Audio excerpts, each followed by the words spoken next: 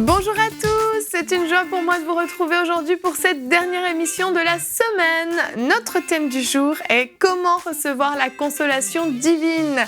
Et aujourd'hui, c'est Jonathan qui va nous apporter la pensée du jour et nous continuerons comme chaque vendredi avec la rubrique C'est mon histoire dans laquelle nous avons reçu cette fois-ci le pasteur Oscar Ewolo qui nous a partagé comment il a vécu sa transition de footballeur à pasteur. Voilà, vous connaissez le programme, je vais retrouver les chroniqueurs.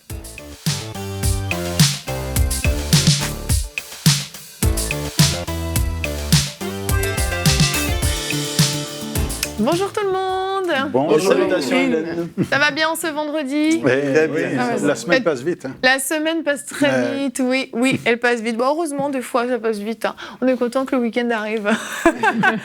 Aujourd'hui, un thème important, comment recevoir la consolation divine? Parce que, je casse tout de suite le punch. Une consolation divine est disponible, oui, c'est possible. Mais comment la recevoir? Là, c'est quelque chose de plus compliqué. Comment expérimenter cette consolation divine? Non, je vais vous laisser.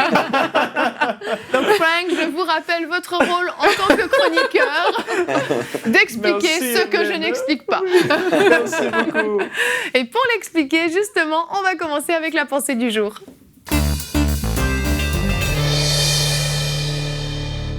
Jonathan, le titre de ta pensée est « Sois consolé ». Tout à fait. Donc, c'est un message qui s'adresse directement de l'autre côté du tube cathodique. C'est ça une télévision, non? Ou de l'autre côté de l'écran plasma. Voilà, plutôt. Ça dépend de votre télévision, de votre ordinateur ou de votre smartphone. Enfin, vous l'avez compris, ça s'adresse à vous, à toi qui me regarde. Sois consolé.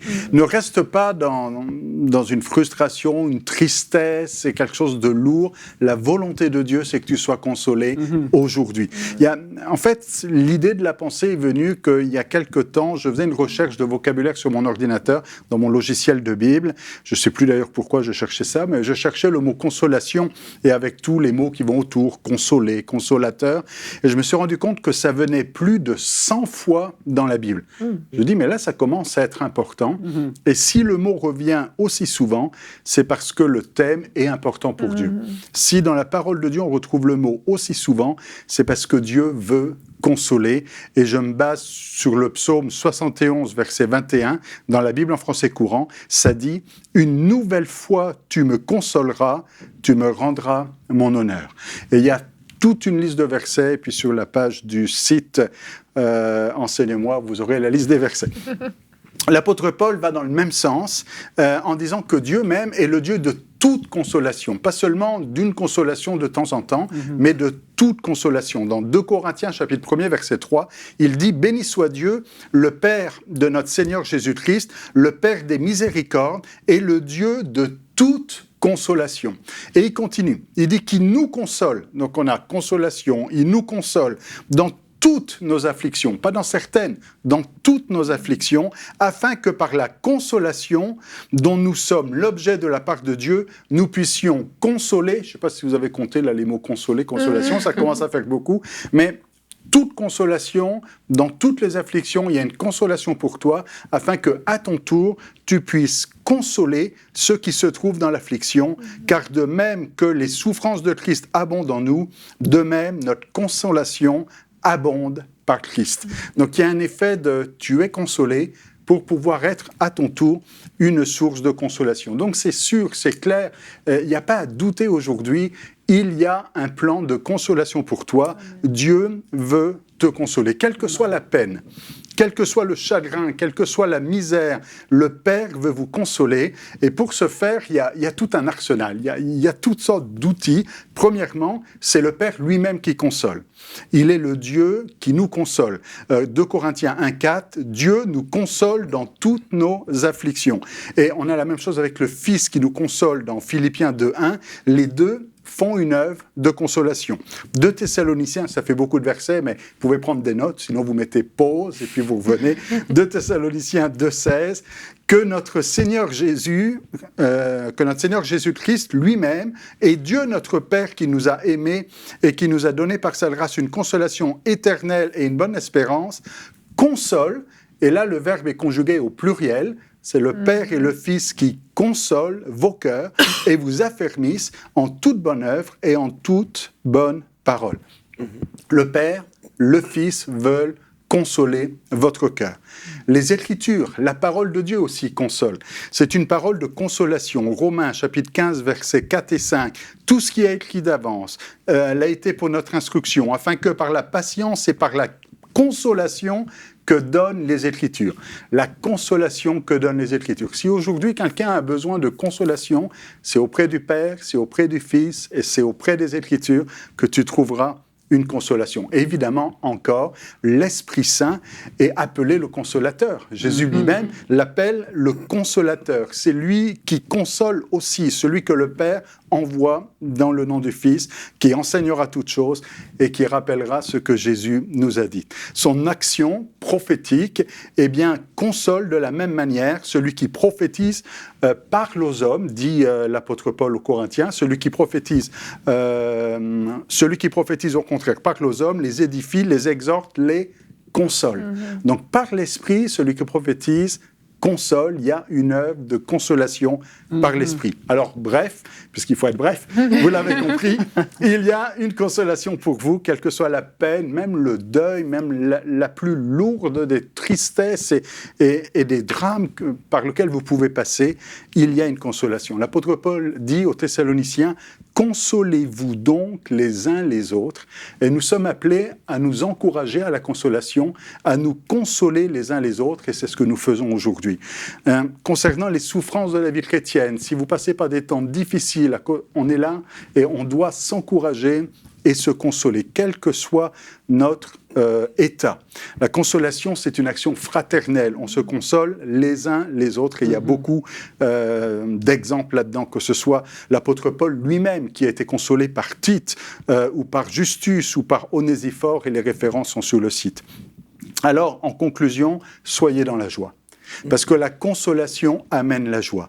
Ne laisse pas la tristesse et la peine s'installer dans ton cœur. La volonté de Dieu aujourd'hui, c'est que tu sois consolé. Et la consolation, c'est l'étape indispensable à la paix. Tu ne peux pas être en paix si tu n'es pas consolé. C'est déjà, tu es consolé, c'est comme restauré, et ensuite c'est la paix et la joie et l'amour qui sont là. Et ça, évidemment, je le prends de la parole, c'est l'apôtre Paul qui nous le dit, et je vous laisse avec ce verset, 2 Corinthiens, chapitre 13, verset 11. Il est dit, au reste, frères, soyez dans la joie, perfectionnez-vous, consolez-vous, ayez un même sentiment, vivez en paix, et le Dieu d'amour et de paix sera avec vous. Alors aujourd'hui, soyez consolés. Amen. Amen. Oui, soyez consolés à la maison, vraiment, soyez consolés.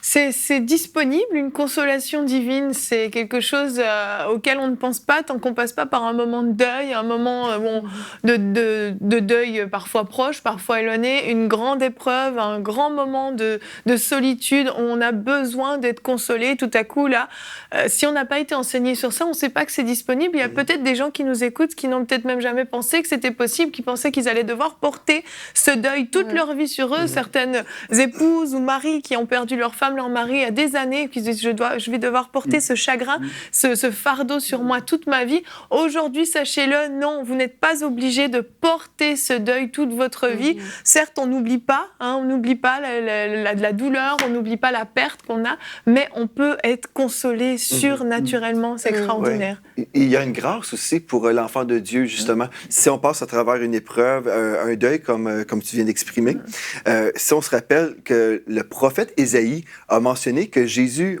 porterait, on sait à l'époque qu'il n'a pas mentionné le nom de Jésus, mais le texte dans Ésaïe 53 nous parle prophétiquement du Seigneur Jésus qui porterait sur lui notre souffrance, nos douleurs. Et puis je crois aussi que Dieu a une provision pour notre âme, pour tout ce qu'on peut vivre. Et puis moi, j'ai passé par une épreuve, mais je peux vous dire que la grâce de Dieu s'est manifestée dans ma vie et je crois qu'on devrait vivre le deuil d'une façon différente. Les gens dans le monde n'ont pas d'espoir, mais nous, les enfants de Dieu, nous avons cet espoir en Dieu et une provision actuelle où on passe à travers les choses et puis on réalise que c'est Dieu qui nous porte. Donc, on est porté dans l'épreuve et puis c'est pas qu'on ne ressent pas de tristesse. On peut certainement être attristé et dire « Ah, ben j'ai perdu quelqu'un que j'aime » et puis dire « Bien, je vais m'ennuyer, je vais manquer cette personne-là ». mais en même temps, c'est comme si Dieu a mis un baume et puis on ne vit pas la souffrance comme les gens de ce monde. Mais on peut aussi faire abstraction de cette provision divine et dire « Ah non, cette chose-là est terrible » et on ne choisit pas de croire ce que Dieu a dit. Puis là, finalement, on est totalement détruit comme les gens de ce monde. Mais je pense qu'on a une responsabilité en tant qu'enfant de Dieu. Si on vit quelque chose de difficile, on doit se tourner vers le Seigneur et recevoir de lui. Ou on peut se détourner de Dieu comme certains chrétiens vont faire. Donc, on est responsable aussi à ce niveau-là. Oui, tout à fait. Quand on a fait notre sondage du jour, qu'on va regarder tout de suite, j'ai été étonnée du résultat. On avait demandé aux téléspectateurs, avez-vous besoin d'une consolation actuellement? Et vous avez été 78% à répondre oui, 22% non, mais j'ai trouvé que c'était énorme. Une consolation, un besoin de consolation actuellement. Là, au moment où ces personnes répondaient, il y a toutes sortes de consolations dont on a besoin. Je ne pense pas que 78% sont dans un deuil. On peut avoir besoin d'être consolé pour toutes sortes de choses dans la vie. En tout cas, c'est que beaucoup de personnes, des chrétiens donc, qui ont répondu à ce sondage, vivent une peine. C'est une réalité. Il y a une peine, il y a un besoin de consolation. Et cette peine ne peut pas rester comme ça pour une durée indéterminée pendant des années et des années. Oui, et puis moi, ce que je veux dire, c'est qu'il y a des personnes qui entretiennent aussi la tristesse, cet état-là. Et moi-même, par rapport à des traditions que je connais, mais il y a des cultures qui entretiennent, notamment dans le cadre du deuil, qui entretiennent vraiment un état de tristesse où il faut se rappeler, on revient pleurer, on revient faire des trucs.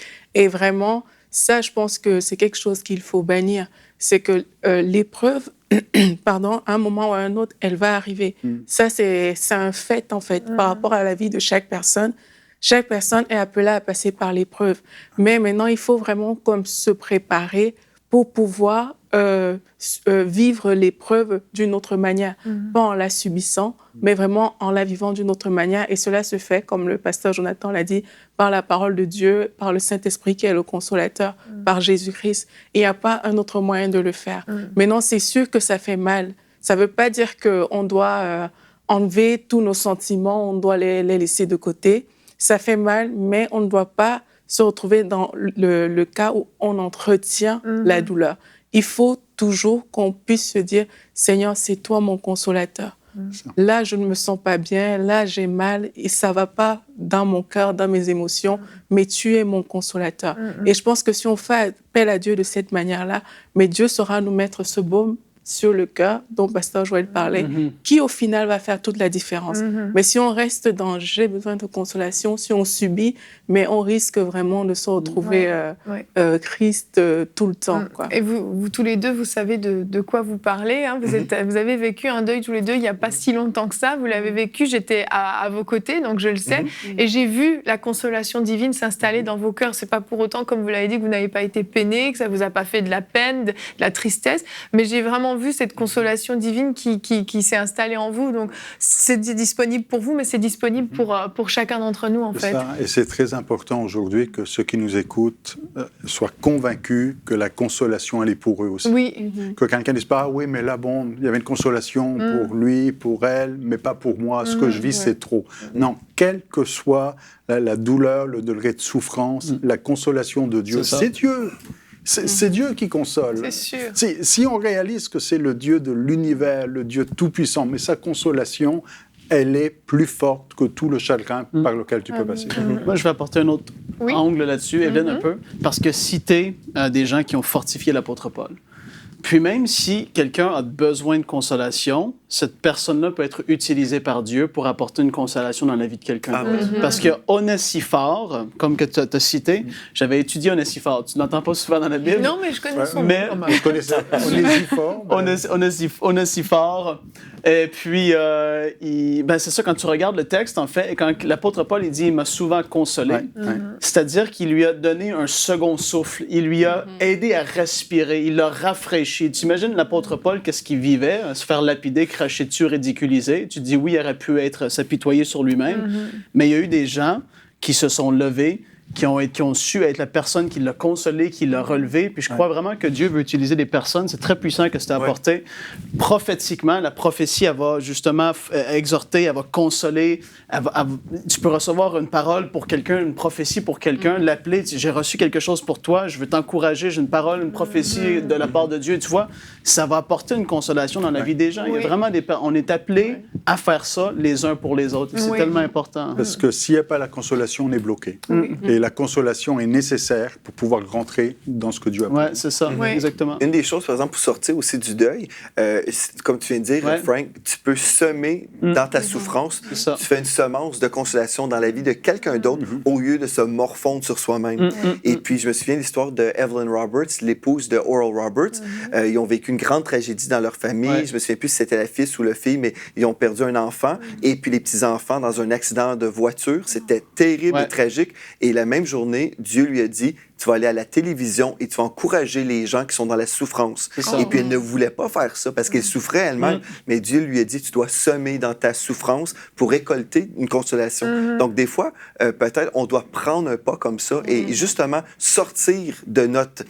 En tout cas, de tout ce qu'on peut ressentir pour répondre avec un geste de foi. Tout à fait. Je crois qu'il y a vraiment un point sur lequel on est tous convaincus, c'est qu'une consolation divine est disponible, mais aussi on ne l'obtient pas par l'apitoiement sur soi-même, en restant enfermé chez soi, seul, caché, et puis à se morfondre. En fait, ça ne fonctionne pas comme ça. Ça demande une connexion avec Dieu, et parfois, Dieu va se servir de frères, de sœurs, ou d'inconnus même parfois, qui vont venir et qui vont nous apporter cette consolation. Donc c'est important quand on passe par un temps où on a besoin d'être consolé, on aurait envie de rester seul chez soi, mais au contraire, allons à l'église, allons 2 fois plus à l'église, allons à chaque réunion de l'église, connectons-nous de toutes les façons possibles à Dieu, écoutons des enseignements qui parlent de ça pour pouvoir obtenir cette consolation qui va venir du ciel, qui va pas venir de par terre là quand on est en train de se morfondre. Donc c'est vraiment important. Et avant de passer à notre rubrique C'est mon histoire, je veux juste rappeler aux gens, on avait fait une émission sur le deuil avec le pasteur Dorothée Raja dans un C'est mon histoire qui était venu nous partager comment elle avait vécu le deuil de son mari. Et je vous recommande aussi de pouvoir écouter cette vidéo dans Bonjour chez vous qui pourra vous aider aussi à passer par le cap si vous passez par un deuil. Et donc, dans la rubrique C'est mon histoire, on a reçu le pasteur Oscar Ewolo, qui est donc l'ancien footballeur professionnel, qui est venu nous partager son histoire. Vous verrez que lui aussi a vécu une période où il a eu besoin d'une consolation divine, sa maman particulièrement, alors qu'il a perdu son papa lorsqu'il était très jeune. Donc, je vous invite à regarder ça dans la rubrique C'est mon histoire.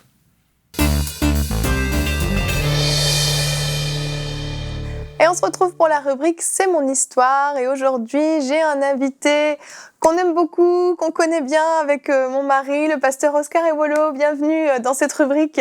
Merci. Ça va bien ? Oui, très bien. Je suis très content d'être avec vous. Ah bah, c'est réciproque, c'est réciproque. Aujourd'hui, pasteur Oscar, on va voir ton histoire. Tu vas nous partager tes débuts de vie en tant qu'enfant, tes temps en tant que footballeur, parce que tu as été footballeur professionnel, ta rencontre avec le Seigneur, et puis la mise à part, en fait, pour ton ministère en tant que pasteur. Donc, tu es pasteur de l'église Christ Refuge pour tous, en Bretagne. Où exactement ? À Lorient. On a une église à Lorient, aussi à Laval et aussi en la Picardie. Ah oui, il y en a 3 maintenant. Je savais 2, mais il y en a 3 maintenant. Waouh, c'est super. Et la première église existe depuis 8 ans, je crois. Oui, tout à fait, exactement. Ça. Super, avec ton épouse, pasteur Audrey, qu'on connaît aussi très bien. Et donc, toi, ton parcours commence avec une vie un petit peu normale, on va dire. Oui. Tu es dans une famille de 7 enfants, avec ton papa, ta maman. Vous vivez en Picardie, c'est ça ? Tout à fait, en Picardie, à Amiens, dans la Somme. Pour ceux qui nous regardent, qui sont de là, bonjour. Et une vie, c'est ça, plutôt normale. Et puis, jusqu'à l'âge de 14 ans, qu'est-ce qui se passe ? À l'âge de 14 ans, je perds mon père. Alors, à partir de là, tout s'effondre un peu autour de moi. C'est vrai qu'on a une très bonne éducation, on n'était pas malheureux dans notre vie, mais cette situation va vraiment affecter toute ma famille. Mes frères, mes sœurs, ainsi que ma mère, on va se retrouver dans une salle, on va dire, toute noire, où chacun va vivre la détresse, chacun va gérer cette situation individuellement, mais chacun avec des blessures. On va évoluer comme ça pendant très longtemps. Ma mère va même être alcoolique, elle va commencer à boire pour essayer de soulager la douleur qu'elle avait, parce qu'elle se retrouve à gérer 7 enfants, une femme seule. C'était difficile, donc elle va s'appuyer un petit peu sur des boissons jusqu'à un moment où elle va découvrir Jésus. Waouh. Voilà. Donc c'est ta maman qui va rencontrer le Seigneur en premier. Exactement. Et qu'est-ce que vous vous dites, vous, quand vous voyez votre mère qui change comme ça du tout au tout? J'étais vraiment très surpris, étonné. J'ai vu un changement radical, j'ai vu une transformation, j'ai vu une femme qui est devenue forte. Alors, la première personne qui a accepté Jésus dans ma famille, c'est mon père. Ok. Sur son lit d'hôpital. Ah oui, ton père, waouh. Dans un premier temps. Et ensuite, en fait, ma mère, donc après, je vais voir vraiment cette transformation, ce changement radical. Et on va être étonnés, on va être surpris, on va tous... voilà. Et puis, progressivement, elle va commencer à nous parler du Seigneur. Parce que vous saviez que votre père, sur son lit de mort, avait donné sa vie au Seigneur? Non, je ne savais pas. Vous ne le saviez pas? Non, je ne savais Donc pas. pour vous, c'était nouveau, il n'y avait pas de bagage forcément chrétien dans votre famille? C'était vraiment nouveau d'entendre parler du Seigneur comme ça dans On la a maison? été éduqués comme tout le monde un peu, aller à l'église le dimanche, enfin quelques dimanches, le 25 décembre, voilà. Mais il n'y avait pas une expérience, voilà, à Pâques, mais pas une expérience. On n'était pas dans la relation avec vraiment Dieu. Et là, chez moi, tout change. Alors je comprenais pas. Ma mère essaye d'instaurer même des temps de prière à la maison. Alors bon, il faut venir prier. J'étais là, non, moi j'ai mon foot demain. Et comme je faisais du rap aussi, je dois rapper, j'ai mes textes, ces choses-là, en tout cas, c'est pas pour moi. C'est ça, parce que toi, t'es pas tombé dans la délinquance, tout ça, parce que certaines fois, on peut se dire l'absence du père peut provoquer ça, mais non. Mais toi, tu t'es réfugié dans le foot, qui était vraiment ta passion. Et puis c'est ça, le rap, le hip-hop, tout ça, c'était tes refuges, en fait. Oui, voilà, exactement. C'était mes refuges. J'aime bien ce terme. Ok. C'était mes refuges. J'étais vraiment à fond dans le rap, dans la danse aussi et le football. Et j'ai vraiment focalisé ensuite... je me suis concentré dans le foot. C'est ça. J'étais très passionné, donc j'étais tout le temps avec un ballon. Je m'entraînais tout le temps, 2 fois par jour, des fois 3 fois par jour, parce que je voulais être professionnel. C'est ça. Toi, tu avais un rêve depuis 6 ans à peu près. Voilà, exactement, à l'école primaire. Le footballeur professionnel, c'était ce que tu voulais. À l'âge de 7 ans, oui, je voulais déjà être professionnel. Wow. Donc j'ai cultivé ce rêve, j'ai travaillé, parce que, bon, il faut travailler. Ben oui, on ne devient pas footballeur professionnel comme ça. Il faut travailler, il y en a énormément de joueurs qui sont là. J'ai travaillé comme ça, et puis, bon, après... D'ailleurs, celui qui m'a recruté dans mon premier club professionnel à Amiens s'appelait Abraham. Ah bah là, franchement, c'était un signe. Hein. C'était un signe. Avec du recul, j'ai dit, mais c'est quand même une certaine coïncidence. Ah, vraiment? Et ouais, c'était vraiment incroyable. Bah oui, c'est ça. Tu vois que Dieu te faisait déjà des clins d'œil, mais tu ne le savais pas encore à ce moment-là. Tout à fait. Et c'est ça, tu es recruté. Donc là, tu te dis, waouh, mon rêve va pouvoir se réaliser. Tu commences à pouvoir jouer avec des grands joueurs. En tout cas des joueurs qui ont un niveau plus élevé quand même. C'est plus juste on joue dans la cour de l'école là quand même. Exactement. Et puis qu'est-ce qui fait que tout à coup tu te tournes vers le Seigneur alors que tout va bien pour toi si on veut bien? On a commencé à me donner une Bible. Donc c'est ma sœur qui m'a donné une Bible, qui s'est convertie après ma mère, et j'ai commencé à la lire. Et bizarrement, à chaque fois que je lisais la parole de Dieu, ça me touchait, ça me marquait, ça m'affectait. Waouh, je trouvais ça exceptionnel, tout ce que j'étais en train de lire et tout. Et puis, à un moment donné, j'ai décidé de venir à l'église. Ok. Je vais à l'église un 31 décembre, plutôt que d'aller en boîte de nuit ou en soirée. Je dis, je vais commencer l'année avec Dieu. Et là, vraiment, transformé radicalement. J'entends un message qui touche. J'entends un message qui communique l'amour de Dieu. Et j'ai ressenti quelque chose de tellement, tellement fort, que je me suis dit après la réunion, je veux davantage suivre Jésus. Alors, je n'ai pas fait de confession de foi, je n'ai pas fait de prière, je t'accepte comme Seigneur et Sauveur. Tout s'est passé à l'intérieur. Mais ça a été aussi efficace. Ça a été efficace, voilà. J'ai senti vraiment que quelque chose s'était passé. J'ai pris des décisions après, directes, radicales, parce que je voulais vraiment connaître Dieu. je voulais vraiment m'approcher de lui. La crainte de Dieu s'est installée en toi immédiatement. Tu savais, on n'a pas eu besoin de te dire, tu dois retirer telle chose de ta vie, tu le savais. Exactement. Quoi. Ah, ça Exactement. c'est merveilleux. J'ai défriché, disant, ce que j'ai senti était tellement fort que mon inspiration, c'est de connaître davantage. C'est ce qui s'est passé. Il fallait que tu puisses enlever tous les parasites pour le découvrir. Je comprends. Et c'est ce que j'ai fait, en fait. C'était ta priorité tout à coup. C'était ma priorité. Et comment tu as géré après, justement, Dieu, le foot, parce que le foot a pris de plus en plus d'ampleur, c'est ça. Donc toi, tu commençais à être avec de bons joueurs, mais on t'a repéré encore.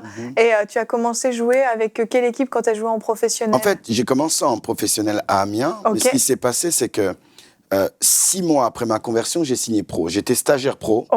Donc je faisais des matchs avec les professionnels déjà, mais je n'avais pas le statut de professionnel. Oui, je comprends. Donc 6 mois après, j'ai signé pro. Et là, Dieu a commencé tout un processus sur moi. Alors, c'est vrai qu'il avait pris toute la place, et c'était, je dirais même 99%, mais il y avait encore 1% où le football était bien ancré. Donc là, Dieu a créé une situation pour me déconnecter de mon milieu et de me connecter encore davantage à lui. J'étais blessé pendant longtemps. Alors, moi qui pensais que j'allais exceller parce que j'avais accepté le Seigneur, et je me retrouve blessé, plâtré. Alors, je comprends rien. Ah oui, l'incompréhension totale. Voilà, je dis, Seigneur, je viens de te connaître, de toutes les personnes, là, coéquipiers. C'est moi qui te connais, c'est moi qui te prie, et c'est moi qui suis blessé. Eux, ils sont bien, je ne comprends rien. Tu as crié à l'injustice. Voilà, exactement. Et qu'est-ce qui s'est passé? Ce qui s'est passé, c'est que, en fait, Dieu voulait me donner de comprendre qu'il allait utiliser mon travail pour sa gloire. Mais il avait besoin de m'affecter. Il avait besoin de s'imprégner davantage à l'intérieur de moi. Et pendant les temps où je jouais pas au niveau, c'est ce que Dieu a déposé dans mon cœur. Et dès que j'ai compris ça, poum, je suis parti faire la Coupe d'Afrique des Nations. Ah oui. Voilà, au Nigeria. Tu as repris de plus belle, là. C'est ça, Dieu en fait voulait que tu comptes entièrement sur lui, que tu t'attaches vraiment à lui, parce qu'on sait quand même que le milieu du football, c'est un milieu de gloire, de richesse, de tentation. Tout à fait. Donc c'est vrai qu'il y avait un danger en fait potentiel pour toi. Donc le Seigneur t'a mis à part pour que tu t'attaches à lui. Ah, c'est beau comme le Seigneur a fait les choses. On a une photo de toi qu'on peut voir. C'était où que cette photo a été prise? Voilà, c'est justement la Coupe d'Afrique des Nations. Voilà, jusqu'après que j'ai compris que Dieu voulait que je puisse communiquer sa parole et puis aussi renouveler la pensée des gens. Parce que lorsqu'on parle football, on pense que les footballeurs ont tout et ils ont besoin de rien. Oui. Parce qu'il y a l'argent, ils signent des autographes. Or, c'est pas vrai. On peut être dans ce milieu-là et avoir un grand vide et avoir besoin du Seigneur. Alors, un footballeur qui témoigne du Seigneur, dans ce milieu-là, ça interpelle aussi les gens. J'imagine, c'est ça. Et d'ailleurs, tu as pu briller quand même dans la vie de plusieurs de tes coéquipiers. Tu as pu vraiment déposer des choses vraiment très fortes. Puis c'est extraordinaire. On peut regarder une petite vidéo de tes temps de footballeur, de voir tes beaux buts et tout ça. On va la regarder tout de suite.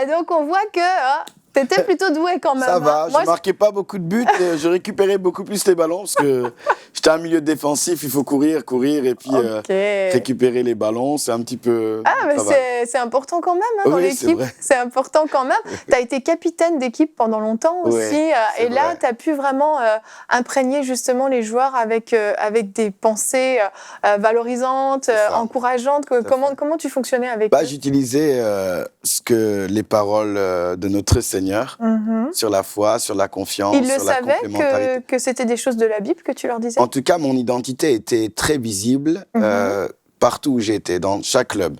Les gens savaient que j'étais chrétien au bout d'un moment. Il y a même des clubs qui m'ont recruté, pas pour mes performances footballistiques, mais pour ma foi. Wow. J'ai eu vraiment des entraîneurs qui m'ont appelé, surtout vers la fin, parce qu'ils voulaient quelqu'un capable de de donner des pensées, comme ils disent, un peu positives pour encourager. Et puis ça, nous, en tant que chrétiens, nous avons un langage de foi. Oui. Voilà, donc... mais c'est vrai que quand j'étais capitaine, j'essaie d'exhorter, encourager sur la complémentarité, sur l'esprit d'équipe, les forts en commun, toutes les valeurs dont la Bible nous parle. C'est ça, c'était vraiment tes points forts. Je me souviens, pendant que tu parles d'un reportage que j'avais vu sur France 2, je crois, qui parlait de toi justement et qui justement vantait tes qualités en tant que capitaine, comme moteur de l'équipe, pour venir justement encourager, fortifier. Et c'était vraiment Dieu qui t'avait donné ces talents, ces qualités en toi. Et puis tout à coup, tu sens l'appel pour devenir pasteur. Comment ça se passe, ça? Alors, quand je suis arrivé à Lorient, j'avais une aspiration, c'était de présenter Jésus, mais avec une vision authentique de la parole de Dieu. Donc, j'ai commencé un petit peu à ouvrir ma maison et présenter Jésus à mes coéquipiers. D'accord. En d'autres, comme André-Pierre Gignac, Mickaël Siani, un des joueurs qui ont joué en équipe de France. Donc, ils venaient à la maison, ils étaient touchés. Et comme les footballeurs sont des nomades, ils partaient après dans des clubs, comme Marseille et toutes ces choses-là. Mais à un moment, je me suis retrouvé avec des gens de la ville. Donc, ma maison était pleine. Elle était pleine, je ne savais pas comment faire. Donc, j'en parle à mon pasteur. Je dis, regarde ce qui se passe. Lui, il n'était pas du tout surpris. Et Dieu commence à me mettre dans mon cœur la conviction de commencer une œuvre. Ah ouais. Or, j'étais footballeur encore. Ben c'est ça, c'est complètement incompatible, si on veut. ça a dû te paraître fou quand Dieu t'a commencé à déposer ça. J'ai dit, Seigneur, c'est pas possible. Le travail qu'il y a dans la gestion des âmes, plus mon travail qui est très visible, je dis, je peux pas, c'est compliqué. Et Dieu a attesté. Il m'a dit, vas-y, fais-le. C'est ça, parce que tu as été footballeur professionnel, en même temps, tu étais pasteur quand même. Tu étais, je pense, même encore capitaine d'équipe à ce moment-là, c'est ça. Oui. Comment tu gérais les deux fronts? Il fallait que... J'ai prié que Dieu accorde aussi de la sagesse, de l'équilibre, parce que comme j'ai fait une œuvre aussi pionnière, c'est-à-dire quand j'ai commencé une œuvre, je n'ai pas commencé avec des chrétiens. C'était vraiment des personnes qui ne connaissaient pas le Seigneur, qui se sont donnés au Seigneur et ensuite ils ont grandi. Aujourd'hui, ils sont des responsables. Certains sont des pasteurs, stagiaires. Mais au départ, il n'y avait vraiment rien. Vraiment, il a fallu que tu investisses en eux, Exactement. que tu passes beaucoup de temps avec eux, alors que tu étais déjà très occupé. Et puis, à ce moment-là, tu es marié aussi? Je me suis marié aussi, donc tout en même temps. Mariage, enfant, gestion ministère, et puis aussi le football encore. Donc j'ai dû gérer, exemple, les réunions en fonction de mes horaires. Ah oui, ok. C'est pour ça qu'on a le culte, exemple, la célébration, nous, le dimanche après-midi, à Lorient. D'accord, parce que le dimanche matin, tu étais occupé au foot. Je pouvais être au foot, à l'entraînement. Donc, j'ai dû faire les choses un peu comme ça. Et bon, mais ça n'a pas empêché l'œuvre de grandir, parce que je peux vraiment attester. Moi, j'ai eu le privilège de venir dans ton église il y a quelques années, donc ça a dû bien changer depuis. Mais je me souviens vraiment d'une église super réveillée, super en feu. Et puis c'est ça, toi, c'est vraiment des gens de la rue. C'est pas des chrétiens qui sont venus dans ton église. C'est vraiment des gens que tu as amenés au Seigneur, que tu as bâtis petit à petit. Comme tu dis, tu en as formé des leaders. Et puis, en continuité, vraiment, tu as un cœur d'évangéliste aussi. Je pense qu'on peut le dire. Oui, tout à fait. J'aime l'évangélisation. Vraiment. Les âmes. Tout à fait, Oui, c'est important. Et puis, au bout d'un moment, le choix commence à venir. Tu vois que mettre tout ça ensemble devient compliqué. Comment tu choisis? Parce que d'arrêter le football, ça a dû être quand même une décision importante pour toi. Oui, c'était pas évident. Dans mon cœur, je sentais vraiment qu'il fallait davantage que je m'investisse dans le cadre du ministère. D'ailleurs, le dernier club que j'ai fait, on a dû me pousser à aller là-bas, mais heureusement que j'étais là-bas parce que j'ai pu implanter une église là-bas. Ah oui. Je pars à Laval, j'entends dans la rue, je te fais berger des âmes de cette église, de cette ville. Je dis, mais Seigneur, j'appelle mon pasteur, je lui dis ça, il dit, écoute, en tout cas, prie pour ça. Et puis, 2 semaines après, je marche dans la rue et là, je vois une âme qui sort, qui me connaissait, qui avait entendu écouter mes messages. C'est comme ça que j'ai pu faire une structure, en fait. Waouh! Vraiment. Donc, en fait, Dieu s'est vraiment servi du football pour amener vraiment son royaume au travers de toi, en fait. C'est ça. Alors, dès que j'arrête le football, 6 mois après, Brest m'appelle pour être entraîneur. Donc, je fais 3 ans d'entraîneur en tant qu'un petit peu coach qui exhorte, qui encourage. Et par contre, après ces 3 ans-là, j'ai arrêté, donc ça fait 1 an. là où je suis vraiment... Voilà, et qu'est-ce qui t'a décidé tu le savais, une conviction, ou c'est vraiment Dieu qui t'a parlé? Le travail. Le travail. Ouais. Il y avait trop, c'était plus possible. Exactement. La charge devenait très importante et faire les deux devenait compliqué. Maintenant, je suis en train de travailler sur une plateforme qui s'appelle Sportif de Distinction, qui aura pour objectif continuer à m'investir dans le monde sportif. D'accord, super. Équiper les sportifs avec la foi, en fait. Voilà. Essayer de les encourager, les équiper, exemple, la gestion de son environnement, le sportif et les finances, le sportif et puis toutes ces choses-là. Je suis en train de travailler sur une plateforme pour justement aider non seulement les sportifs qui connaissent Dieu, mais les sportifs qui ne connaissent pas Dieu aussi. Voilà, par rapport à mon expérience. C'est formidable. Et pourquoi, c'est une question qui peut paraître bête, mais je pense qu'il y a des gens qui se disent quand même, footballeur, on sait que c'est un bon salaire, une bonne situation, médiatisé et tout ça. Pourquoi ne pas te dire, je pourrais très bien laisser l'église à quelqu'un et puis continuer le foot? Qu'est-ce qui t'a décidé? Pourquoi le choix du pastorat? Je pense que c'est la vocation. Voilà. Je pense que c'est la vocation et la vocation associée au fardeau. Voilà, donc quand on a un fardeau, j'ai été sollicité pour aller dans un club qui proposait sur 2 ans 2 millions. Waouh. Voilà, vraiment pour être des clair. Sommes qui nous font tourner la tête. Exactement. J'ai refusé. T'as refusé. Bon, les gens m'ont dit que j'étais un petit peu... Un peu fou. Les joueurs m'ont dit que j'étais un peu fou. Mon manager lui-même me dit, mais réfléchis, la nuit porte conseil, prends pas des décisions tout de suite.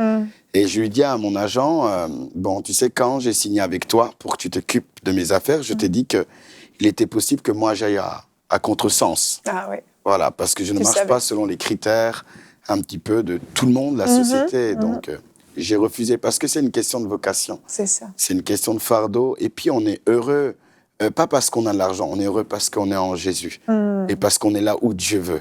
Amen. Donc, Amen. Je crois que c'est vraiment ça, la plus grande leçon que tu as pu tirer de tout ça, parce que tu as tout connu. Et puis vraiment, tu as vu que le seul endroit où tu étais bien, vraiment où tu savais que tu faisais ce que tu devais faire, c'était quand tu faisais l'œuvre pour laquelle Dieu t'a appelé. Et puis, c'est merveilleux de voir ces saisons que tu as eues dans ta vie. Et puis, je pense que tout ce temps où Dieu s'est servi de toi au niveau du football n'ont pas été vaines, certainement pas. Tu as investi dans la vie des gens. Et puis, encore aujourd'hui, je suis sûre qu'il y a des jeunes qui ont été poussés vers le Seigneur au travers de ton témoignage. J'en suis convaincue. En tout cas, merci beaucoup, Pasteur Oscar. C'était un plaisir. C'était vraiment un privilège d'entendre ton histoire. Et puis, tu auras l'occasion de revenir nous raconter d'autres de tes grandes aventures de vie. Avec plaisir. J'aimerais, en tout cas, encourager peut-être certains sportifs, des personnes dans certains domaines, peut-être un peu difficiles, pas évidents. Si Dieu vous a appelé, allez-y à fond. Allez-y à fond. Soyez accrochés à Dieu. Dieu vous donnera la capacité d'exceller dans ces différents domaines. Parce que des fois, on peut nous ralentir parce qu'on dit, voilà, c'est un milieu où il y a beaucoup d'argent, beaucoup de séduction. Est-ce qu'il est possible d'y arriver? Et je peux vous dire que c'est possible de le faire dans l'excellence, en compromission, et puis de manifester la gloire de Dieu. Donc, je t'encourage, toi qui peux écouter ce témoignage, vas-y à fond, Dieu est avec toi. Amen, amen. Merci beaucoup, Pasteur Oscar. Encore une fois, un super entretien avec quelqu'un d'extraordinaire qui a accepté de nous ouvrir son cœur sur des détails quand même privés de sa vie. Et donc, je vous rappelle notre thème du jour, que la consolation divine est disponible pour vous. Donc, j'espère vraiment, si vous êtes à la maison, que vous faites partie des 78% qui avaient répondu « Oui, j'ai besoin d'une consolation divine actuellement », que lors de cette émission, vous avez pu recevoir des clés qui vont vous permettre d'expérimenter, ou même que vous avez expérimenté pendant cette émission une consolation divine, un baume qui vient et qui est déposé sur votre cœur. Et je crois que c'est votre cas à la maison aujourd'hui. Et je rends gloire à Dieu pour ça. Et avant de terminer, est-ce que, je ne sais pas, Jonathan, comme tu as fait cette pensée, tu voudrais bien prier pour les gens à la maison pour qu'ils puissent recevoir quelque chose de la part de Dieu? On va prier avec moi. Seigneur, toi, tu connais toute situation, tu connais celui qui entend ces paroles aujourd'hui et qui a quelque chose de lourd sur son cœur. Seigneur, nous prions que tu sois sa consolation aujourd'hui.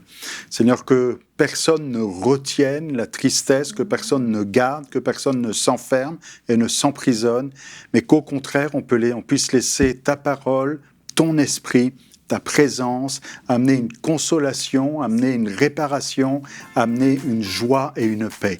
Merci pour ce que tu fais aujourd'hui dans la vie de plusieurs. Amen. Amen. Amen.